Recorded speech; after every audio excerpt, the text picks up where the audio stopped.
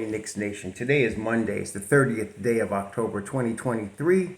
I hope you had a good weekend. Happy Monday to you. Hope you and your family enjoyed the weekend and that you're all safe and healthy. Speaking of health, blessings upon those that work in the healthcare field, who along with the first responders every day, every weekend, 24/7, saving lives. And those also that pick up garbage to keep our places clean and disease free.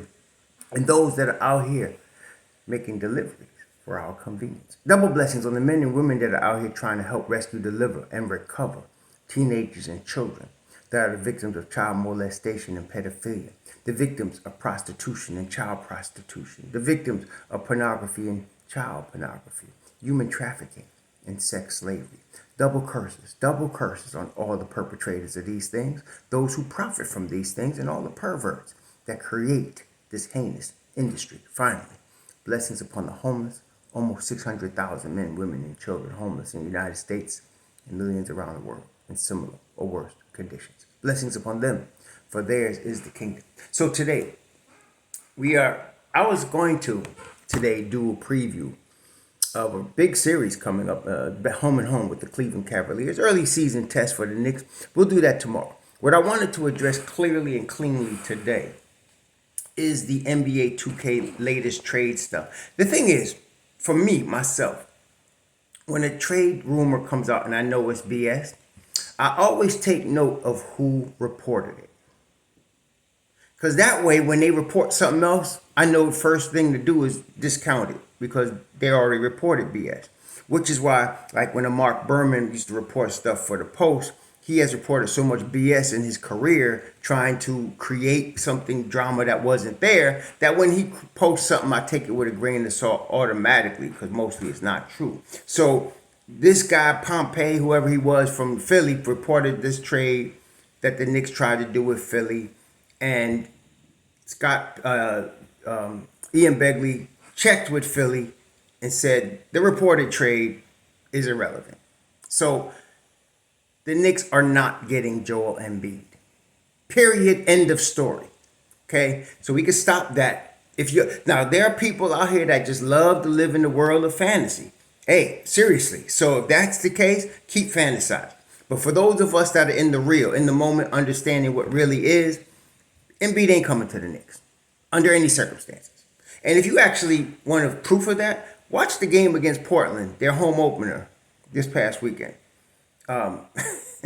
He's ridiculous. And so you're not going to get him. Okay. He's the type of guy, a whole organization will build around, which is what Philly is doing.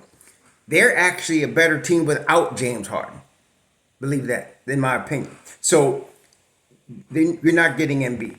Then the whole Donovan Mitchell thing. People are still believe it or not, people are still talking about the Knicks getting Donovan Mitchell. Why? Because Mitchell wants to come to New York. That is irrelevant to the Knicks. I put the Scott Perry quote. Scott Perry was in the room when they were talking about Donovan Mitchell. And basically, he's not the type of player. He said if he was the type of guy that could take you to the chip, Utah would have been to the conference finals. And he said they never got to the conference finals. He said Donovan Mitchell's a really good player, but he's not that guy worth 3/4 of our young assets and a whole bunch of draft capital. And I agree. What you just saw when you watched, I put the link in the description box. When you click on it, what you're listening to is not just Scott Perry's opinion. He said we. So in other words, it was him and the whole Knicks management team came to the conclusion this cat ain't worth what they're asking for him. We're not giving up all our young assets and draft capital for him. See, but if you listen to the media, we need to go give up 5 number ones and we need to give up all of our, RJ, IQ, all of our young assets to go get Donovan Mitchell. No. So where does that leave us? Well, people are talking about Cat. I'm not thinking about Cat right now, okay? I have to admit it's more realistic than Embiid and Mitchell. Cat is. But that is entirely, listen carefully, it's not dependent on your opinion. The Knicks don't care about what you feel about their trades. What it does depend on is, really, what does Leon Rose and Tom Thibodeau feel about Cat? That's what would determine whether that's going to be real or not. So again, Ian Begley will give you hints if you're bothering to actually read and listen. The biggest, I talked about this yesterday in the live stream. The biggest hint Ian will give you is there's two phrases he uses that will tell you who's involved. Listen carefully. One phrase he'll say, Cat has fans in the Knicks organization, or Cat has fans in the Knicks front office. What that means is there's somebody other than Leon Rose that would like to see him come to New York, but that person doesn't have the juice to get him to New York. Okay, that's what it means. So somebody likes him, but that's not enough for them to go out and try to get him. When you hear Ian Begley say, the Knicks have inquired, now that's different. The Knicks have inquired with the Timberwolves about a possible Cat trade. That's very rare you hear that. And when you hear that, you should understand. That's Leon Rose saying, okay, I'm interested. And now that's just step one, because he's not going for the Okkie Doke, and he's not taking no shorts. So first you got to get his interest. If he's interested, then we can discuss the possible payment, the possible cost of Cat. So I wouldn't worry about Cat either, because Leon Rose and his crew ain't going for the Okkie Doke. Okay, so what do we have? We have our team now. And I'm tired of all y'all that keep whining about we need height, we need length, we're too short. Mitchell Robinson is leading the NBA in offensive rebounding. The Knicks are second in the NBA in rebounding, second or third in the NBA in rebounding. Okay, so no, if we were lacking height, the implication is we won't be able to rebound. Not true. They're third in the NBA in rebounding. Mitchell Robinson's leading the NBA in offensive rebounding. Okay, these are defense and rebounding. Now they gotta get the defense together. But I saw on Saturday night the framework that it's going to come together. I see it. It's going to come together. It takes a minute. Always takes a minute for defensive-oriented teams to get in the flow. It just is. But the Knicks are going to get there. They're a defensive-oriented team. It takes usually 20, 30 games. Look at Miami. They're always starting slow. Miami Heat never start fast. They always start slow.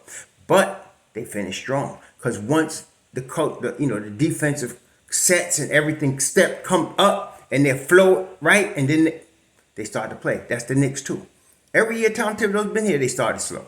Most years, in the last 3 years, they started off with a losing record before like January 1st. Okay, so they generally start slow, but they finish strong. I think this year is going to be a little better. Okay, many people are already making season-long predictions based on the first 3 games. Let's not get carried away, y'all.